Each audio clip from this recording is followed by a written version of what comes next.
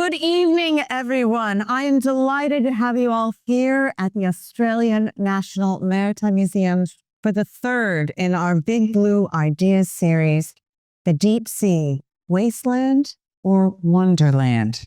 I'm Emily Jateff, the museum's curator of Ocean, Futures, and You're in Sea Tonight.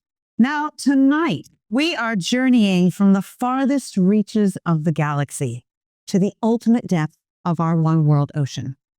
Why? Because there are more similarities between the two than you would imagine. How we explore and how we understand these extreme environments. So to set the scene for us this evening, please join me in welcoming astrophysicist and science communicator, Dr. Kirsten Banks.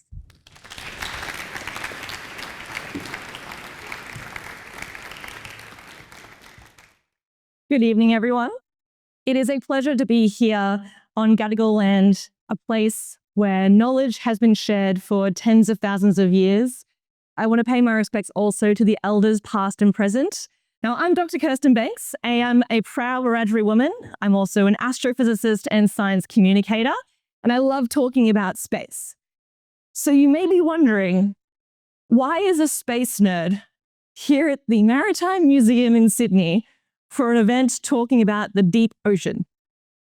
Well, when we talk about the deep ocean, there are quite a few parallels with deep space, from the extreme pressures to extreme temperatures. While we have explored, some say, more of space than we have of the ocean, there are still lots of mysteries beyond, above, and below.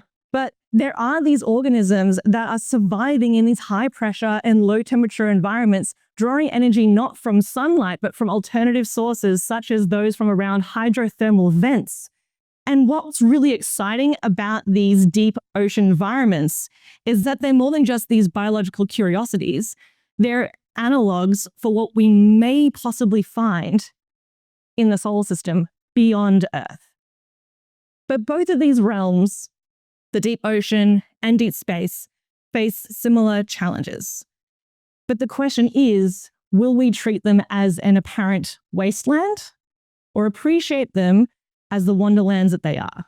My perspective is shaped by the stories passed on by elders. And it's within these stories that connect the land, the sea, and the stars, and the duties that we should carry with us to care for and protect these ecosystems. Because when we carry that principle in the way that we explore, in the processes of how we explore these places, sustainability isn't just a goal, it is an inherent outcome of those processes.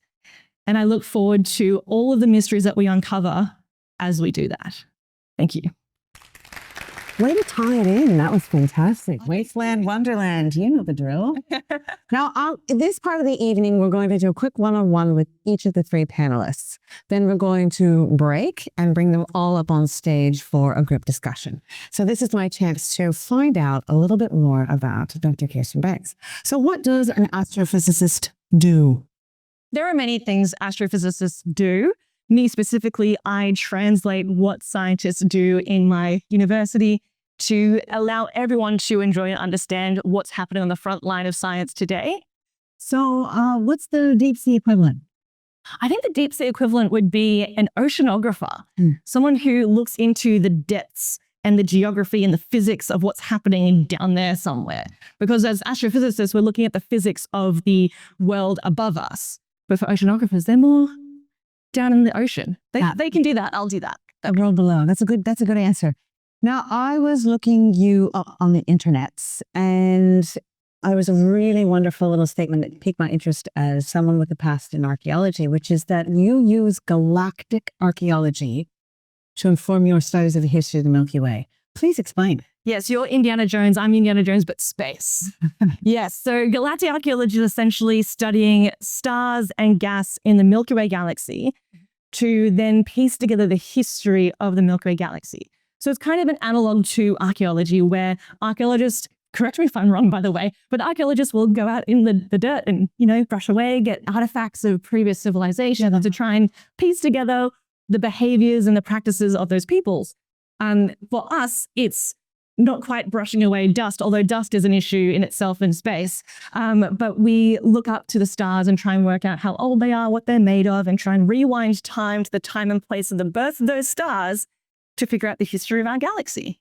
I like that. It makes me feel like archaeology is an even broader field than it was already. So thank you. Now, you are also an incredibly well-known science communicator with over 500,000 followers on TikTok. So why do you do what you do? And yeah, how did you get started in that? I just love sharing in people's curiosity, and especially when people ask me what they think are the silly questions. Because often the silly questions actually have really complex answers and really interesting answers as well. Like, this is not so much a silly question either, but why is the sky blue? There's a really in-depth answer as to why the sky is blue. For a short answer, scattering. Light comes in, blue light likes to get scattered more than any other light. But going in depth into that is really, really fascinating. So I really love sharing in people's curiosity. You really are in the world, don't you? It's a beautiful, wonderful place. It's a weird place. So, okay, you like silly questions. Here's one. Okay. If you had your choice between the International Space Station or a spaceship to Mars or a Bezos tourist voyage, which would you do? Well, not the last one. Because I want to spend more than just, 8 minutes in space. I would love to go to the International Space Station, sit in the cupola, which is the module that has the window to the Earth, and just watch the Earth roll by. Or I guess us moving around it as it rolls by. That would be so beautiful. Would I go to Mars? If I can come back, that would be great. Plus, we have a very good allegory of Mars just in this country. We test rovers in the Australian outback because it is kind of similar to what the rubble is like on Mars. So yeah, if I could go there and come back, that would be great. Take a selfie with Percy. It'd be awesome. But one thing I do also want to see is I want to be able to see what the Apollo 8 astronauts saw on Christmas Eve in 1968. Does anyone know what I'm talking about right now? You all get to learn something new. Yay. Okay, so 1968, you have Apollo 8. Year or so, about a year before the Apollo 11 landing on the moon. But what the Apollo 8 astronauts saw is that they went around the far side of the moon and came back as a test run for the following Apollos. And what they saw on Christmas Eve was, as they were coming around the far side of the moon, they saw the surface of the moon and then the Earth rising from beyond the surface of the moon. It's called Earthrise. It's the most iconic picture, in my opinion, taken from space. I want to see that. That would be cool. And then I get to come back. So where there's air. Dear Australian Space Agency, can you hook this up? Enrico, please. That sounds fantastic. I hope you get to do that. But before you do, you have to come back on stage with us. But right now, I will release you. Thank you so much. Thank you very much.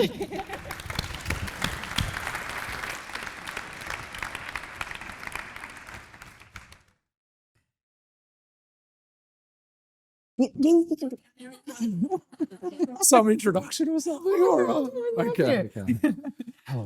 Hello, Todd. You have a cool job. You are a deep sea ecologist and a deputy director of the Minderoo UWA Deep Sea Research Center. And one of the few, I forgot to check this with you earlier, few or only Australians who have dived to the nearly 9,000 meters in the bottom of the Japan Trench? There's a few of us. There's a few. Yep. Like a couple? I dived with a fellow Australian. Yeah. So he was two.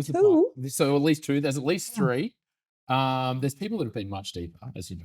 I know. But yes, dived Japan Trench in 2022, 7,300 meters. It's pretty. It's still deep enough. We'll take it, right?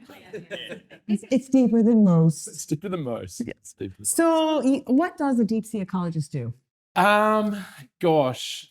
Deep sea ecologists do lots of things. I'm gonna do it from a very central, egocentric side of things. We study how animals interact with one another and how animals interact with the environment.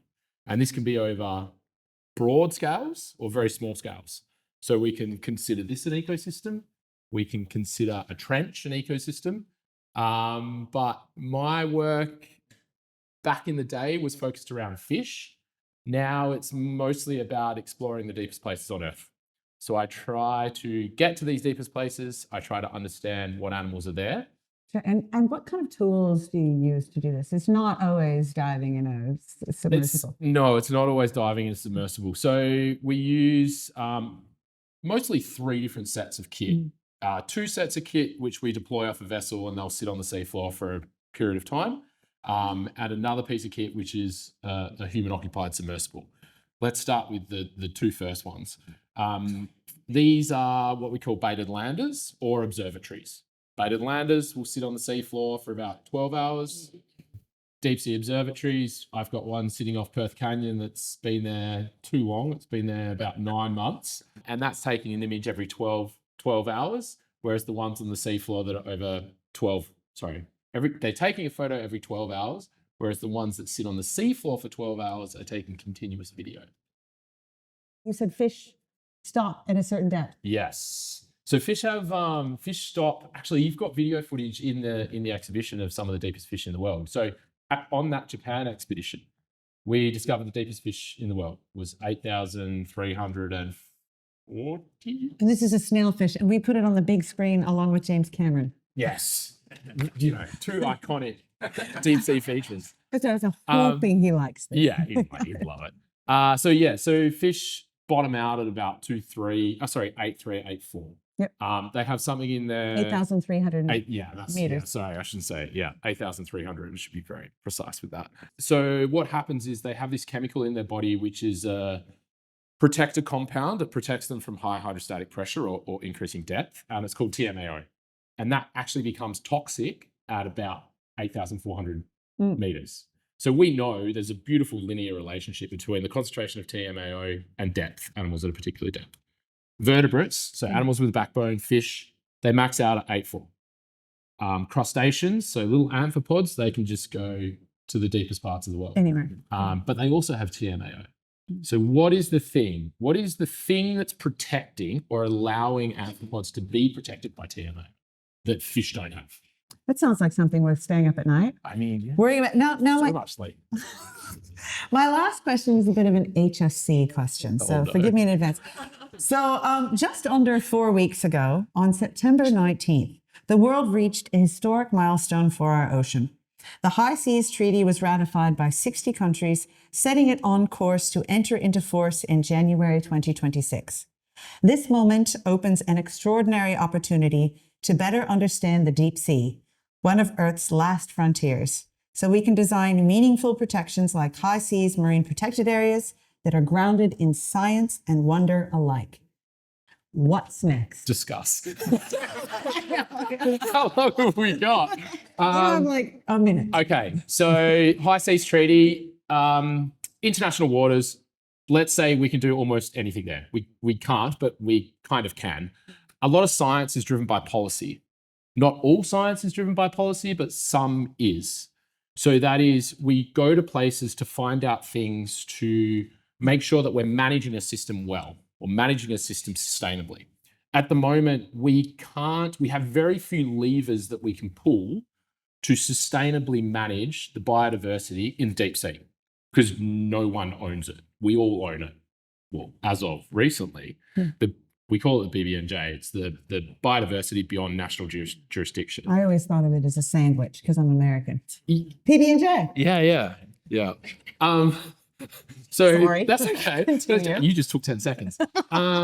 So what the High Seas Treaty does, it's been in development for, I think it's like 15 years now. It might even be longer than that. It's just been ratified to make, and what it means is that we can start to develop marine parks in international waters. We can start to develop real good governance and policy around protecting and the sustainable use of these high seas areas. So it's no longer no man's land. There is some, or there will soon be some true governance around what happens in the high seas. Well done. Thank you, Todd. You are released. Okay, I'm released. Sean, please come on. Now, welcome, Sean. It's Sean Wolpert, whose company Deep is working to make humans aquatic. Yes. Which is a great line. Why? So again, we started out this whole process, 4 or 5 years ago, and just kind of looking at, and we've kind of talked about this before, looking at the criticality and the importance of the ocean and how much we actually know about it, right? So how much have we mapped of the ocean in a kind of meaningful way? It's 15, 20%. How many organisms and creatures that are in the ocean, we believe to be in the ocean, have we actually discovered? Again, a similar fraction. I learned things such as that the ocean is the primary heat sink, it's the primary carbon sink. I learned that my 5th grade teacher lied to me. Most of the oxygen we are all breathing right now does not come from all the rainforests combined. It comes from the ocean. But then we look and see that criticality and the fact of how much we kind of know about the ocean, it was just unreasonable. And we just took a step back and said, all right, how can we, go and start to correct some of that? And one element, at least that kind of step in that direction to really kind of start to correct this wrong, was most ways that we access the ocean is discrete. When you dive, you're only going down there for 20 minutes, 30 minutes. If you want to go deeper than 20 meters and 30 meters, it's shorter still. So how can we go through and create that more kind of continuous presence where we're able to go into the most complex, most dynamic ecosystem on the planet and be down there in a more meaningful way to raise that productivity? So once you go down there, bringing that scientific lab down onto the seabed, for example, and really kind of unleashing all of those brain cells into trying to really pull back the layers on this kind of amazing place. So what he's talking about is a permanent human presence on the seafloor. So we have bases in space, at least at the moment. We have the International Space Station, but we don't have one on the seafloor. Why not? Well, Sean, I feel like a marketing. No, please. Sean is here to bring you one. No. But you are. So let's talk about your fabulous habitat. Yeah. So again, this is something that it is actually happening. It's gone from its bar napkin kind of design to I think I have to say on November of this year, 2025, it will be deployed. So at the moment, it's being assembled in the great state of Florida. I will then tell you, well, you have to follow us at Deep Engineer to kind of figure out where it's going to be deployed. But it's going in the water, and this is our habitat vanguard, and this is the pathway to our larger habitat, which is called Sentinel. That's that major step change. And to be clear, Jacques Cousteau made this cool back in the 60s and 70s with Conch Shelf, and we are just merely standing on his shoulders and bringing together all the technology and engineering that we've been able to kind of progress with over the past few decades and bring the step change in terms of subsea access and habitation and operation. I mean, we should. Why not, right? Exactly. And who's going to use these? I mean, it's a wide range. So naturally, you kind of think about who is the most appropriate to go in there. And science and academia are the first ones that are just really kind of chomping at the bit to get down there, to get on the habitats, to be able to dive out of the moon pools, which is just, think about a 2-meter wide diameter hole in the floor of the habitat, and you're able to dive out of that. You dive out of that, you go dive for hours, you come back in, and all of your lab equipment is there. So just think about what they're able to do on that side from the sampling and all the other elements of research. So you have that community is certainly hugely supportive of it. Space community, right? So there are many more similarities than differences between deep sea operation and space. And where else are you going to get the type of experience, authentic analog for zero gravity? Well, you go float in the water. You do your maintenance around the habitat and so forth. Also, the human engineering component. So the second choice, you want to go be locked into a steel tube to go to Mars for 8 months. That's 6 people. Kirsten does. Right? Choose them wisely, which we'll get to later. But if you are going to go through that, what better way, what cheaper and more economical way than to put those 6 people onto a habitat and put them through those paces, right? So this is something where you're going to get that, where you can't just open the door and leave. There is a process. You have to sort things out, put people through those pressures so you can start to see, is this the right team that's going through? Observe, do we need to replace one or the other? And you're training them right now, right? So aquanauts. Yes. Not octonauts. Yeah. Aquanauts. Aquanauts, yes. And then, again, you kind of go through and naturally one that's going to come through where you kind of have this emergence, right? We want to see around the bend. We see this opportunity set in the ocean and you wait for that Sputnik moment. The one thing for all of a sudden, most people in the world to recognize, hold on a second, we know very little about the ocean, not just from a scientific perspective, but it is one of the last great blind spots of the planet. So we look at a lot of geopolitical concerns at the moment in terms of being able to understand who's in our waters. Now, more than half of Australia's sovereign territory is subsea. How much command do they genuinely have in terms of understanding who's flying drones through there? What type of information are they gathering? Might there be some manned submersibles that are kind of coming through? So having that genuine command of the subsea realm, right? Genuine subsea residency.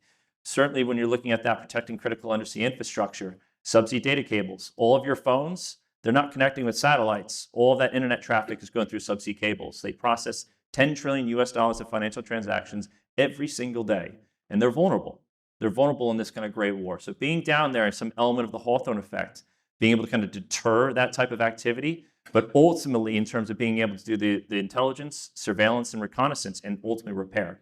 If something gets ripped up now, yes, there's redundancy. You go through a different subsea data cable, but it takes on average between 30 and 40 days to sort it out, going through the permitting, all the money, millions and millions of dollars. This brings us down there, and it allows us to kind of have, again, genuine command of what is the last great frontier on the earth. That's fantastic. You just answered 2 questions in one. Oh my goodness, very effective, yeah. Listen, you're talking about installing, I will give you a little bit of, you're talking about installing these at about 200 meters water depth. So, right, so that's on the edge of most nations' exclusive economic zone boundary. So there is obviously a very good reason for you considering that area. It just wasn't random, right? So 200, nice round number. Humans like nice round numbers, but that gives you coverage across most of the continental shelf. Now, we argue the best way to kind of represent this internally at our company, some say if you take the continental shelf and you stitch together, same size as India, Russia, and Canada. I like to say, you were to stitch all those together, it's roughly the same size as the moon. So roughly the same size as the moon. That's an alien planet, effectively, that's here on Earth. Now, our habitats will go down to 200 meters. You speak to most of the practitioners that actually use it, they like the 50-meter mark. To your point, they still get some light. It's not too harsh on their bodies as well when they're kind of going down there in that type of environment. And it still allows them to go through and do what we call excursion dives. So you come out of that, and you can go down and dive to 100 meters, 150 meters. Now, if anyone's been scuba diving, you got to go through decompression.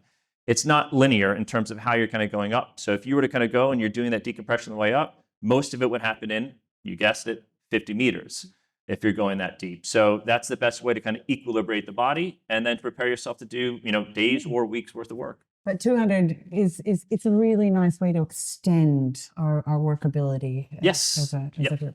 Now, I am grateful to you for your fabulous answers.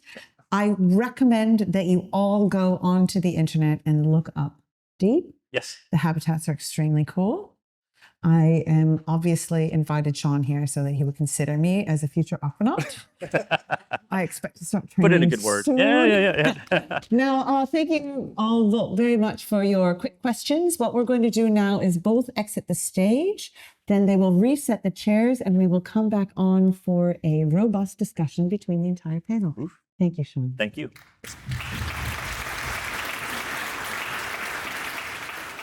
Now I'd like to invite the panelists back up on stage.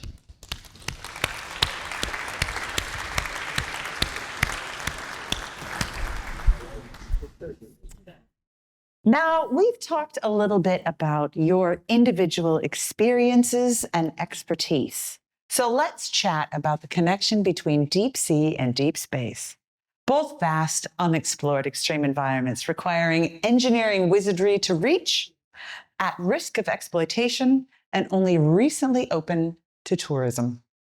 So that gives you a sneak peek at some of our topics for discussion.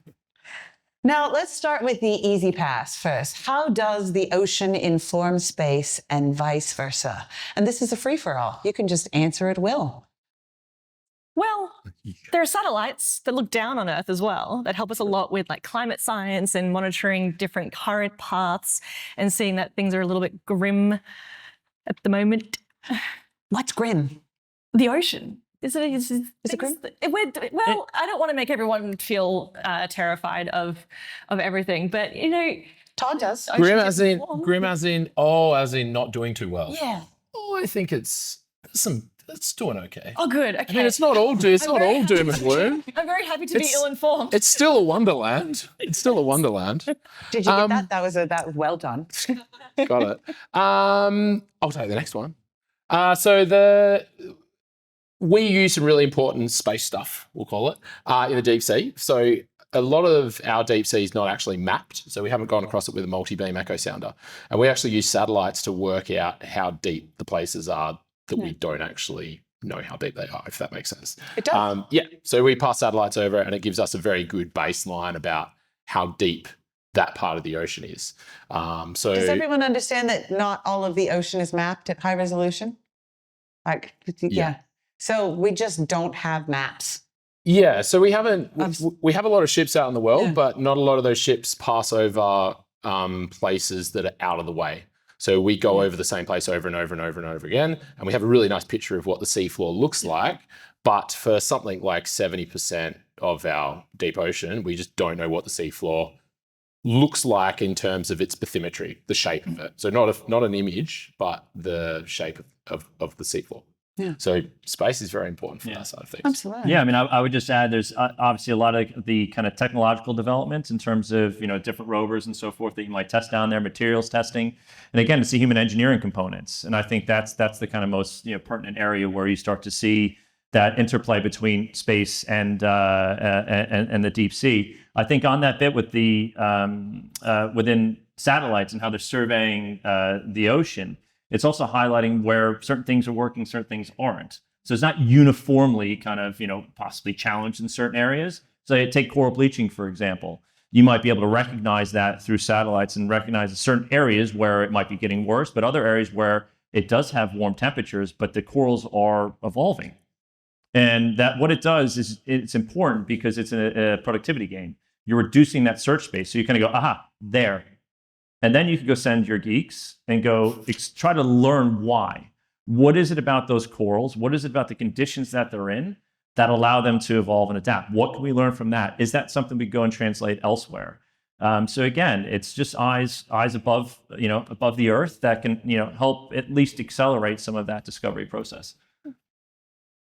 Excellent answers, everyone. Anything to add? Well, you mentioned a little bit in your one-on-one talk as well about how astronauts will train under the water to basically get ready to go to the International Space Station and then float around in microgravity to fix things up in space. So that's definitely very helpful for the engineers and the astronauts as well. To get familiar within that sort of extreme environment, remote environment, that's going to be difficult. It's just on the disconnected. It's understanding our own bodies better, right? So you kind of look at where we're at now. We have one atmosphere, all weight on us, and we're all adapted to this. But when you kind of go outside of that equilibrium, whether you're going up to space or you're going down, deeper and deeper and deeper, you get out of that equilibrium and you start kind of going through things like, decompression sickness is a risk and so forth. But it's understanding how is our body now? We can go down and adapt and stay down in certain areas. We don't know for how long. But again, it's that transition. It's the transition to that new phase, how we are down there, and then transition back. It's just inverted when you're going the other way. When you're coming back down it's why I think in Tom Cruise and seeing Top Gun Maverick, when he's running, he's got the oxygen going on there. Well, that's just to get all the nitrogen out of his body, right? So he's breathing pure oxygen. So it's trying to understand that impact. And, if we are going to explore, we're going to push these boundaries and go to different planets and so forth. The more data we have, because we have very little, relatively, I think most of the data for diving is U.S., as I said before, U.S. naval divers, white men between the age 18 and 30 who thought they were invincible. And it's very blunt. Did you get the bends or not? But we've got better technology and wearable technology and so forth today where we can get very bespoke kind of understandings of how each of you would, what your risk is for decompression sickness, for example. So and that really changes the nature of the game, which is fantastic.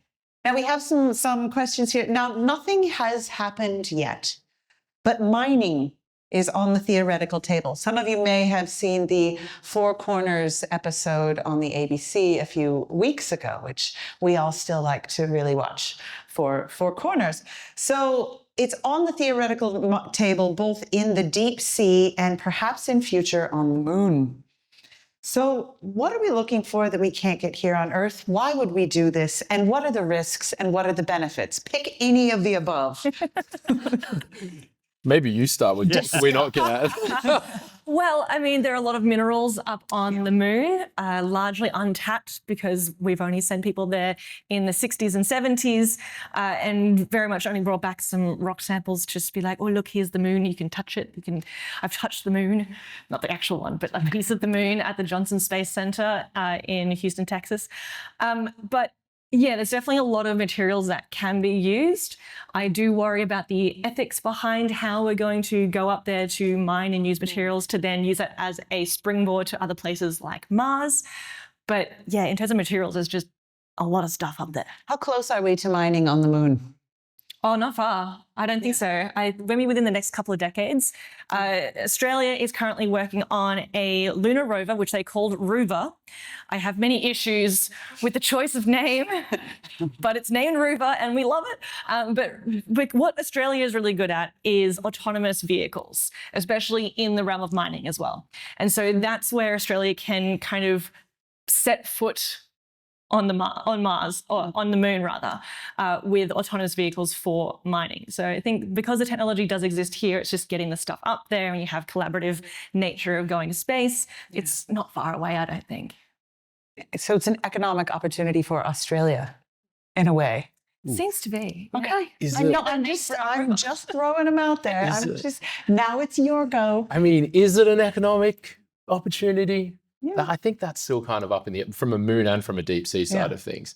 I mean, we're hitting all the really controversial things tonight, aren't we, Emily? We're just started, Todd. So deep sea mining is an interesting thing, right? Like, it's happening. We have the technology to do it. There's companies that are going out there farming, collecting manganese nodules. You have a manganese nodule in the exhibition. Yep. So manganese nodules... Collected from Geoscience Australia, I will say. Yeah, collected from Geoscience Australia. And we actually have a manganese nodule field in Australian waters. We have one in the southwest of Western Australia. Virtually no one knows about this. It was discovered in the 70s. It's by... Geoscience Australia did an economic assessment of it, and obviously at the time, very different economic situation to what we're in now. It got forgotten about, and I was down there in 2021, 22. Do you mean like literally in the water down there? Well, you dropped a camera down there. Oh, cool. And it came up, and the video, I was reviewing the video footage, and it was just a field of manganese nodules. And this sits in an Australian marine park. And so this is... And it's just like a field of balls on the ground. Yeah, well, yeah, we have. And but this is part of it, right? Like, so it's like knowing there's a big iron ore deposit in central Western Australia. The problem is not going away. And so we need more information, whether it's in Australian waters, whether it's in international waters. The BB&J High Seas Treaty really helps to kind of overcome the cloudiness in the governance around this, and gives both society and the companies a little bit more clarity on how to, I guess, progress this or not progress this. So yeah, it's definitely on the table of many companies around the world. It's on the table of many governments around the world, what they do, whether it's in their waters or whether it's in international waters. And as an ecologist, your thoughts? As an ecologist, it's my job to try and understand these systems so you as voters can make well-informed decisions around what to do. What a good answer. However, what I will say, that's my ecologist hat on. Yeah. Personal stuff is very different. Yeah. But as an ecologist, these environments take literally millions and millions and millions of years to develop. They are a ball pit. They are literally a ball pit. And if they've taken millions and millions of years to evolve and grow, the animals that live on them in this ball pit, which is a very unique environment, have evolved to grow in these and survive in these ball pits. Deep sea mining for manganese nodules is not a level of impact, it's removal. You are removing that habitat, you are removing that structure. So it's not a level of impact, it's a level of loss. It's absolute loss. And I guess that's what I need to convey to people, because we have very much a land mining side of things where we take off the topsoil, we take the seed bank, we dig a hole, we take the interesting things out, we put the seed back in, we put the topsoil back on, and we try and regenerate and try and bring that mine back to what it was before. We can't do that in manganese nodule fields. If it's lost, it's lost. It's gone, right? Yeah. Like if you take away a rock and it's mud, the rock's gone. So if you live on a rock, you don't live there anymore, in its most basic term. Now, we don't know enough about who lives there and how they survive. So it's just really a request for time and support to conduct the research so that we know as much as we can. Yep. Yeah. And Sean, you've got a different a background. So I'd like to hear the economic. Well, I'm the imposter up here. I'm not a doctor. And I'm a trained economist and investor. That's what I've done. So I always approach these things from, I want more information, which I think is absolutely the right approach to understand that impact. But also looking, well, it's not economical to go down there and do that. And there's also this more fundamental issue where there's this false equivalence. And it's part of the reason why we're kind of doing these things deep, where it's like out of sight, out of mind, is that we can go and just raise a kilometer of a rainforest, and it's the same impact, or it's less of an impact if we go and do that on the seabed. We just don't know. And I'm probably going to say it's probably not true. But when you kind of go and look at these businesses, because I've looked at some of these kind of venture opportunities to go and possibly invest in, they just don't make sense economically. So why would you go and do that in the way the technology is evolving? So again, that's kind of, I approach it just from that sense. But at the end of the day, we just need more understanding. We need what's the impact going to be in that ecosystem. We rely on great work that Todd's doing and so forth, and helping us to kind of really accelerate and get up that learning curve. But at the end of the day, it's just trying to alter this mindset. And this is something we're trying to do at a young age. It's not out of sight, out of mind. There is something beneath that glossy surface that we really need to be thoughtful about. We can't just go and do things and think, it's too big to fail, or it's too big to save, so just do whatever. And it's that kind of shifting of mindset one person at a time. And I think we stop having these types of conversations, and we kind of start actually kind of having proper data that comes through and thoughtful decision making.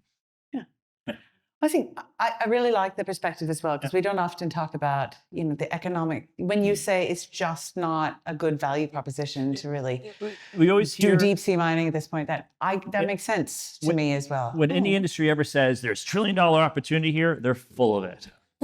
Absolute nonsense. You need to discount it massively. Anyone's always going to try to big up whatever that industry is. And then you look, that's just the top line. They're not adjusting what their cost structure is going to be, inflation, all these different elements. So what you get down at the bottom ain't going to be much. You're better off putting your money elsewhere. So again, that's just something where, very simply, you look at it, don't just buy what they kind of put on that first headline. I've been there trying to sell stuff before. It's not true. Thank you all for diving into our first controversial topic. We had a discussion about how important it is to pick your expedition buddies, whether you're going to sea or to space, to be people who do not suck. There's a rule for any time you're going on a project and you're going to be in a enclosed space together for a long period of time. So I would like to ask you, if you are either going to space or into the deep habitat, who are the 3 people you would take with you? Oh, okay. I feel like to be a good wife, I should say my husband. I'm so welcome. But I mean, That's like the easy answer. I'm pretty good. If I have my noise cancelling headphones, I can ignore anyone. So, look, I think for a serious answer, just some more cool nerds to nerd out about what we're going to see and what we're going to experience, and cool nerds that can talk about how cool it was to the public as well, because it's what I like to do.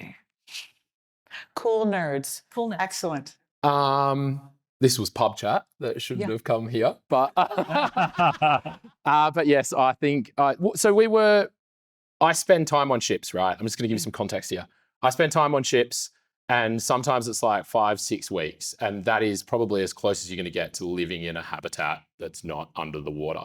You're stuck on there. You can't see land. It's sometimes terrible. You hate people. You love people. And one thing that I was explaining is the one thing that I really miss when I'm at sea for a really long time, and it sounds really corny, but it's like a hug. It's that feeling of hugging someone that you'd love, that hugs you back. And yes, okay, you have mates on the ship and they give you hugs and stuff like that, but it's not the same. So with some context, I would take my partner. And then it depends on what we're doing. I have some scientists that I really enjoy going to sea with because they're good fun and they don't annoy you and you do good things. And there's others that won't make the list. Sure. My wife would divorce me if she came down with me because I talk too much. So I'm not going to bring my wife because I'm going to stay married. So thinking about, right, I want someone that really knows what they're doing, that has gone on habitats before. So one of my colleagues, Dr. Todd Bond, so she lived on a habitat for 2 weeks, NASA astronaut candidate, candidates. Women's Diving Hall of Fame. She likes whiskey as well, which is a lot of fun. So I bring her. I'd want to have fun too. I bring Jeff Goldblum. Oh, God. That's good. Right? You know, he's kind of plays a good scientist in Jurassic Park. He's really smart. He's just funny. It's got to be a really good one. I just really like to hang out with him, and I probably with him whiskey as well. Good crew we got going so far. And we were talking about this earlier, and this is me just being selfless. If anyone you want to get rid of in this world, we'll just kind of take them down and leave them down there. He said it here first, guys. Those are excellent answers. Thank you so much. Now, we have some questions here from the audience that have been pre-submitted. So I believe they are going to appear on the wall. The first one, I will read it out. How does dark oxygen change what we thought we knew about the deep ocean, or does it? I think this one is for... No, what's dark? Yeah, there you go. We've literally ticked all the controversial stuff. So this is the last one on the checklist. I'll take it. Yeah. Well, yeah, almost. Yeah. So dark oxygen is a thing that scientists believe they discover. It's in a peer review paper. So we'll say that they discovered it. I think it was last year. So dark oxygen, manganese nodule fields is the mining kind of nodules that we were talking about before. They were doing some experiments around them, and they found that they had a high level of oxygen around the nodules. Long story short, they believe that this could be a place where oxygen was first created, and the life on Earth started around manganese nodule field type places where we had oxygen. The scientific community, have not been able to reproduce this. As far as I know. Replication is often key in science. Yes. So that's what dark oxygen is. Excellent. Thank you. Fascinating. Yeah. And you can go look at one of the manganese nodules and then see if you can commune with it and see if you believe or disbelieve. Well, that's very sciencey of you. I don't know why I said that. I'm just trying to tie it back to our display. Everyone come look at the exhibition. Now, Sean, any thoughts on dark oxygen? I just learned about dark oxygen 10 minutes ago, so no, I've got nothing. Fantastic. May we have the next question, please? Which do you trust more, a spacecraft or a submersible? Oh. And no short answers. I mean, short-ish, but, you know. Well, I have to believe that submarines came before rockets. Right? Yes. Is my history correct in that? Surely. Depends. Yeah. But Human occupied. Depends on, yeah. Okay. Maybe. I mean, Yeah. 18th century. There somewhere. I would just answer the challenge of operating and getting down to the seabed and getting out of orbit. Yeah. Right. So there's this inversion where it's harder to leave our atmosphere. Gravity's hard. Easier to stay there once you're out. Whereas in the ocean, it's easier to get down, but much harder to stay down there. So with this, I'm just going to go with logic and say I would rather be in a submersible. Although you don't want to go down and stay in a habitat, I do want to go stay up in space as well. Also, I with would the like to do way both, that yeah. like pressure difference between inside versus outside. Yeah. If you're in the deep ocean and pressure leak happens, whereas if it happens in space, you get exploded. So I would say you're evaporated either way. Yeah. yeah, fair enough. Fair enough. Neither is good. Neither is good. Neither is But good. at least you can see stuff before you explode out in space versus it being very Mate, deep and That thing is going to happen so quick that you do not know. You will go, what's that? Yeah. It's like, no. I guess the key Just- question is who's spacecraft and who's submersible. yes. Next question. It's important to have things go very, very well. So you would choose spacecraft. use space. Yeah. So, Okay. I mean, so mean- we've all just kind of gone with our home families. Yeah. Yeah. I'll go. All right. What a surprise. Next question, please. With 95% of species undescribed, how can we conserve what we don't know? I think that goes back to what you were talking about with those just nodules, the magnesium nodules Yeah. place, is that we need to understand more to then be able to conserve. Like we need to turn the unknown into the known and then preserve the known. Great. yeah. Done. So what we know is an interesting thing, right? Yeah. So species, when we think about species don't exist until they have a name, until they're described. Yeah. We can't describe species without a physical specimen. However, we can still know that biodiversity exists. Oh, I'm running out. Biodiversity exists without having to know what the name of an animal is, right? So we can look at DNA, eDNA, all that type of stuff to understand how diverse a system is. You know it's there. Exactly. Yeah.